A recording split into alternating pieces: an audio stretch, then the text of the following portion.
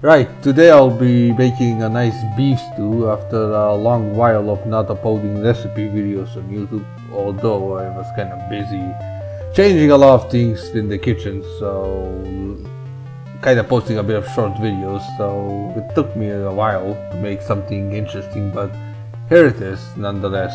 First thing you're gonna need is 1 or 2 kilos of beef diced into large squares and 200 grams of butter, and mix it up together and then transfer it into a pot. You can mix it in a pot. Whatever you chose to mix it, it shouldn't matter much as long as there's plenty of butter on the meat. Right, then take 2 or 3 onions and 1-2 cloves of garlic. Make sure the onions are diced into sticks and the garlic is finely diced. And then add 1 or 2 tablespoons of, preferably 2 of red pepper, 20 grams of mustard. I'm actually kind of squeezing a little bit so I can have some more left for other recipes. 1 tablespoon of red cayenne pepper for spice, or you can use chili powder if you want spice. 1 spoonful of mixed vegetable seasoning.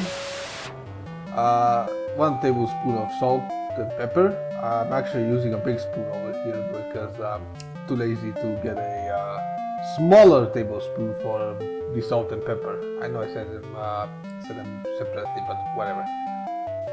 And right now just stir it around inside the pot.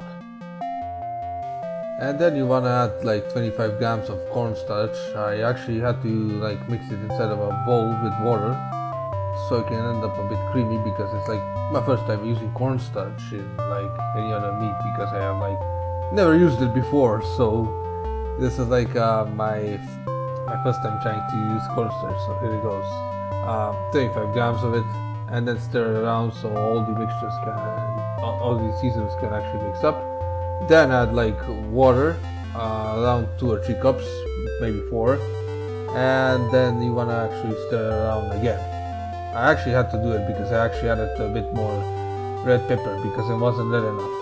So then transfer it onto a stove around medium to high heat, around the temperature, and let it boil for about an hour or 2, depending on the heat you chose, until it looks something thick like this, thick like a normal stew, whatever.